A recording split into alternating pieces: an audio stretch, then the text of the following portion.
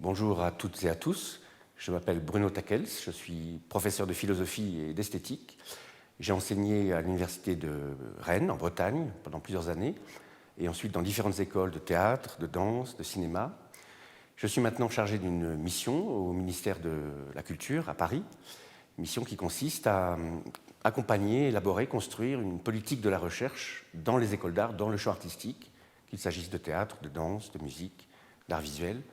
Et c'est une mission qui se construit dans le cadre des programmes européens, du processus de Bologne, qui consiste à harmoniser l'ensemble des écoles européennes et à construire, en l'occurrence, des doctorats, des troisième cycles, adressés aux artistes dans le champ même de la création.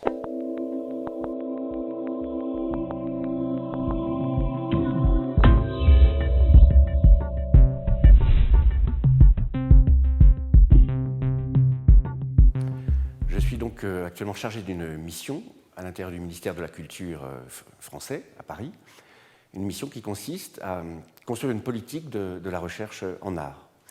C'est une chose qui semble évidente qu'il y ait de la recherche dans le champ de l'art, puisque, évidemment, on peut dire que tout chercheur, tout artiste est un chercheur, tout artiste cherche des choses, cherche à amplifier le champ artistique dans lequel il travaille. Mais en même temps, il est vrai que quand l'art s'articule avec le monde de l'université, le monde de la recherche, on se rend compte que les protocoles ne sont pas forcément établis et que, en général, les artistes restent sur une logique assez intuitive et ils font leur travail, ils le développent sur un mode pratique et au fond, passant à l'action, ils n'ont pas forcément le temps, ni même le désir, de réfléchir à cette action qu'ils font, à cette pratique qu'ils mettent en œuvre. Néanmoins, il est vrai que dans l'histoire du XXe siècle, on voit que tous les grands artistes ont été des chercheurs. Tous les grands artistes ont toujours su construire des lieux, qu'on appelle ça des studios, par exemple en Russie, qu'on appelle ça des laboratoires, qu'on appelle ça des résidences. On a toujours vu les artistes se mettre dans des conditions où ils pouvaient prendre le temps de ne pas être productifs. Parce qu'au fond, on pourrait dire que dans le champ de l'art, il y a trois piliers. Il y a le pilier de la production, on produit une œuvre. Le deuxième pilier est celui de la diffusion, on la diffuse le plus largement possible. Et il y a un troisième pilier, sans lequel les deux autres ne tiennent pas, mais qui est moins visible et qu'on peut en effet parfois oublier, qui est le pilier de la recherche, qui est le fait qu'un artiste ou un groupe d'artistes, s'il s'agit de spectacles vivants, a besoin de se retirer, de se mettre en suspens, on pourrait dire, pour réfléchir à ce qu'ils ont fait, à ce qu'ils vont faire, à de nouvelles modalités d'action et de pratique, et que cette chose-là prend du temps et que cette chose-là n'est pas mesurable. Ce qui me paraît très important, c'est que la recherche, qu'on la nomme d'ailleurs fondamentale, la recherche fondamentale, par opposition à la recherche appliquée, est une recherche sans fin, c'est-à-dire sans finalité immédiate, sans objectif préétabli, puisque par définition, ce que l'on cherche, on ne le sait pas encore. Alors ensuite, il y a bien sûr des protocoles. Comment est-ce que cette recherche va se formaliser? Comment elle va se transmettre? Comment elle va se partager? Je crois qu'il y a une vraie différence entre un acte de recherche et un acte de création, c'est que l'acte de création ne se partage pas. Quand vous allez voir un spectacle, vous n'êtes pas forcément en position, vous n'êtes surtout pas en position de vous approprier l'œuvre. Elle ne vous appartient pas. Elle restera la propriété de l'artiste, ou plus largement, on peut dire, elle sera partagée par une communauté éphémère, mais en aucun cas vous pouvez vous l'approprier. Par contre, le résultat d'une recherche, on peut se l'approprier. C'est la différence avec une œuvre. Le résultat d'une recherche, on peut le faire sien, l'appliquer dans son propre champ d'action, le contester, le remettre en cause et faire avancer la recherche. Donc on a vu en France, durant ces dernières années, une grande attention portée à cette question de la recherche pour une raison très simple, c'est que l'Europe se construit. L'Europe est une chose difficile, c'est une espèce de monstre à multiples têtes, mais néanmoins, il y a des choses très positives qui se font en Europe, et notamment l'idée d'harmoniser les diplômes, de permettre à n'importe quel étudiant européen de voyager dans l'ensemble de l'Europe et de pouvoir valider, de pouvoir en quelque sorte utiliser les crédits qu'il a dans son université ou dans son école pour se déplacer dans une autre ville d'un autre pays. Pour arriver à cette harmonisation, il a fallu se mettre d'accord sur un système précis, qui est le système de la licence, maîtrise, doctorat. Et il faut savoir que les écoles d'art, contrairement à ce qui se passe en Colombie et dans beaucoup de pays d'Amérique latine, en France et en Europe, les écoles d'art sont en dehors des universités. Elles n'ont donc pas cette culture académique, cette culture universitaire que l'on voit beaucoup plus facilement dans les départements d'art, ici en Colombie ou ailleurs en Amérique latine. Donc le travail qui m'a été confié, ça a été, et c'est de construire des doctorats, parce que dans ces écoles, il n'en existait pas. En général, c'était des formations sur 5 ans, l'équivalent ici du grade, hein, et de se demander qu'est-ce que ça peut être qu'un doctorat fait par un artiste, qu'est-ce que c'est qu'un doctorat fait par un photographe, qu'est-ce que c'est qu'un doctorat fait par un écrivain, qu'est-ce que c'est qu'un doctorat fait par un acteur ou par un plasticien. Il est évident qu'à ces questions, on doit répondre en acceptant les règles du jeu de l'université. C'est ça qui est assez compliqué, c'est qu'il y a des règles précises qui sont celles de l'université et qui ne sont pas toujours compatibles ou qui, du moins, obligent les artistes à se mettre dans une autre position.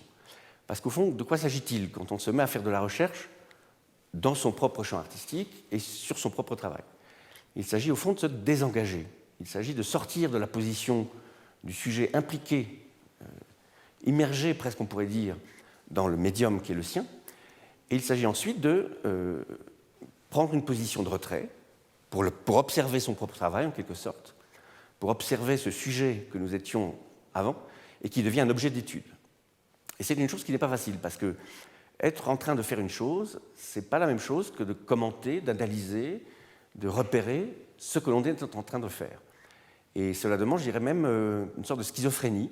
Je pense que c'est comme deux lobes d'un même cerveau, le cerveau intuitif, le cerveau pratique, agissant, et puis de l'autre côté, ce regard critique, distancié, qui permet de fabriquer des protocoles et de transmettre. Parce que je crois qu'au fond de cette question de la recherche en art, il y a la question de la transmission. On ne peut pas séparer le geste du chercheur du geste de celui qui transmet. C'est-à-dire que pour qu'il y ait une véritable recherche, il faut qu'il y ait un objectif, il faut qu'il y ait une personne à qui on s'adresse. Et cette question d'adresse, elle est fondamentale. Et elle prend plusieurs formes. Elle prend la forme évidemment du livre, mais pas seulement. Je crois que la grande force des artistes aujourd'hui dans leur manière de penser la recherche, c'est qu'ils ne sont pas seulement prisonniers des mots, du livre et du format traditionnel de l'université qu'on appelle la thèse. Ou en tout cas, et c'est ça qui me semble passionnant et que je vois émerger dans différentes écoles, de différentes façons, il y a une vraie volonté de penser d'une certaine manière le doctorat comme une œuvre d'art, ou de la même manière que l'on pense quand on fait une œuvre d'art. Autrement dit, le doctorat est plastique, il est mobile, on voit bien que les règles strictes de l'université peuvent être bougées, peuvent être transformées, peuvent être décalées, et que d'ailleurs les universitaires sont souvent très preneurs, très désireux de cela, parce qu'eux-mêmes sentent finalement que les formats dans lesquels ils travaillent sont un peu datés, un peu vieillis, un peu étriqués, un peu contraignants, et que précisément ils ne permettent pas de rendre compte de toute la diversité de ce qu'est une recherche en art. Il y a de multiples exemples où on voit véritablement qu'un artiste s'empare du doctorat et d'une certaine manière en fait une œuvre. En tout cas, ne se laisse pas impressionner par la forme et dialogue avec elle pour en arriver à quelque chose qui ressemble en effet fortement à une œuvre. Ce qui est très important à préciser également, c'est que la recherche menée par les artistes, ce n'est pas une recherche tout à fait pour rien. Je disais tout à l'heure qu'il y a un moment de suspens, un moment sans aucune finalité, on est sous la pression d'aucun diktat de production ou de résultat. Mais néanmoins, quand il y a recherche, au sens fort de ce mot, il y a néanmoins toujours le mouvement de retour vers l'œuvre, vers la pratique. C'est-à-dire qu'on s'est désengagé du terrain pratique pour prendre une position de recul, pour théoriser la chose, pour la formaliser, pour la conceptualiser, et ensuite il y a un retour à la pratique, il y a un retour à l'œuvre. C'est très important de nommer ce mouvement circulaire, on pourrait dire. Et il y a un très joli exemple pour raconter ça, c'est le peintre Van Eyck, peintre hollandais du XVIe siècle. Van Eyck, en fait, ils étaient deux frères, très célèbres, ils avaient un succès énorme dans leur atelier. Ils produisaient à l'époque, on produisait pour l'Église, pour les églises, ils produisaient des triptyques, des polyptyques merveilleux dans l'Europe entière.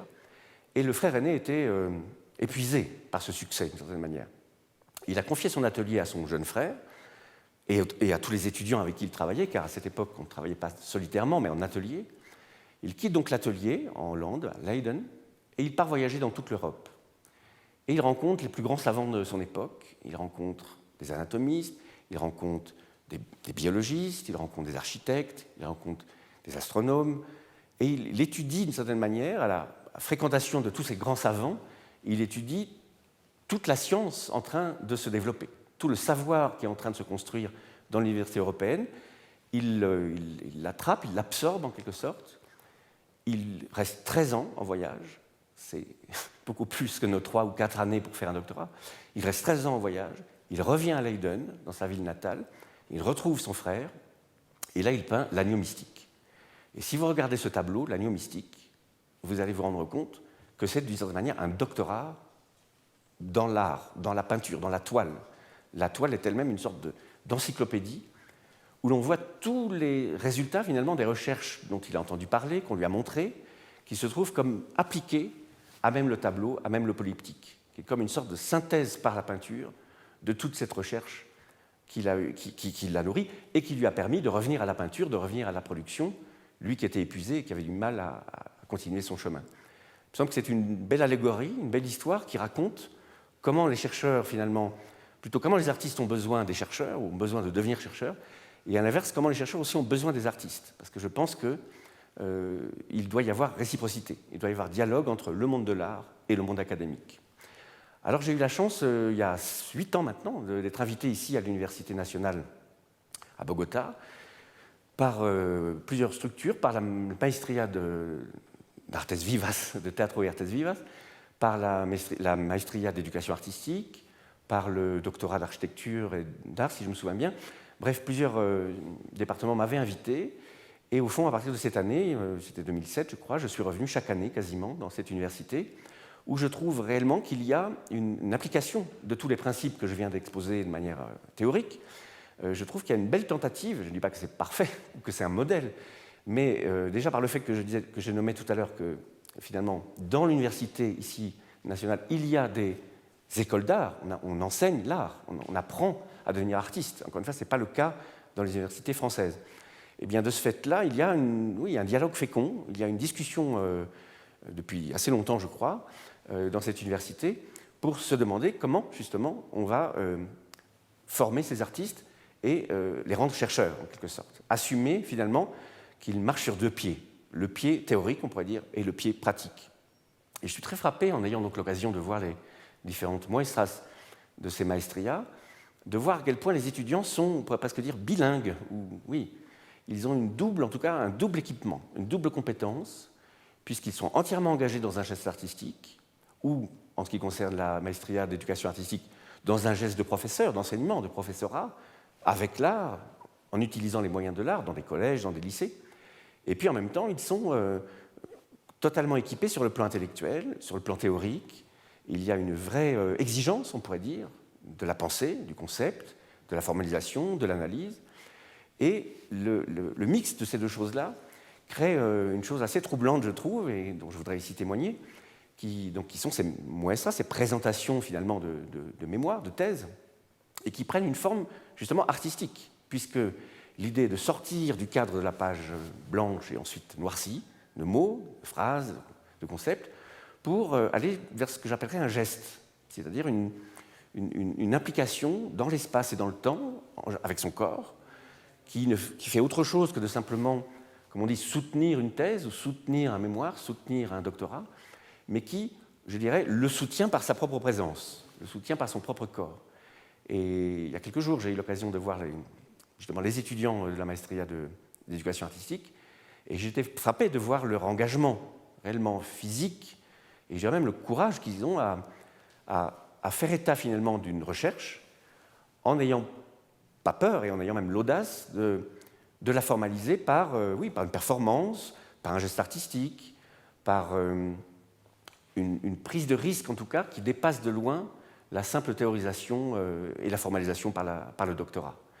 Et il me vient à l'esprit une image d'une étudiante qui a fait un travail. Alors ce qu'on voit aussi, c'est des gens qui traversent du coup une expérience et qui témoignent des difficultés d'une expérience. C'est aussi ça qui m'a beaucoup frappé à entendre leur présentation. Ils témoignent de la difficulté et des problèmes qui se posent à un professeur qui utilise les moyens de l'art. Et je me souviens d'une étudiante qui avait fait une projection sur un écran, mais entre nous et l'écran, il y avait un grillage sur lequel elle avait accroché des petits des petites poches d'eau, non pas remplies de poissons rouges, mais de petites chaises telles qu'on les trouve partout dans les amphithéâtres et dans les salons des universités. Et je trouve que rien que par cette image, la force de cet écran fait d'eau et de cet objet si étrange incrusté comme ça dans ces petites poches, la seule présence de ces objets valait un discours de 2 heures, hein, valait bien tout un développement analytique qui, bien sûr, est lui aussi est important. Mais ce que je trouve important, c'est qu'on puisse assumer ce double langage, que les étudiants soient équipés à un double endroit, et je crois que ça devrait être d'ailleurs la finalité et l'idéal de toute formation, de toute université, que d'assumer pleinement qu'on est fait d'une tête, mais aussi d'un corps, qu'on est un être pensant, mais aussi un être respirant, plein d'affects, d'émotions, de sentiments, et que les sociétés occidentales, malheureusement, ont séparé ces 2 pôles. Et je crois que la recherche en art est une belle promesse pour nous montrer que tout ça peut vraiment fonctionner et fonctionner très bien.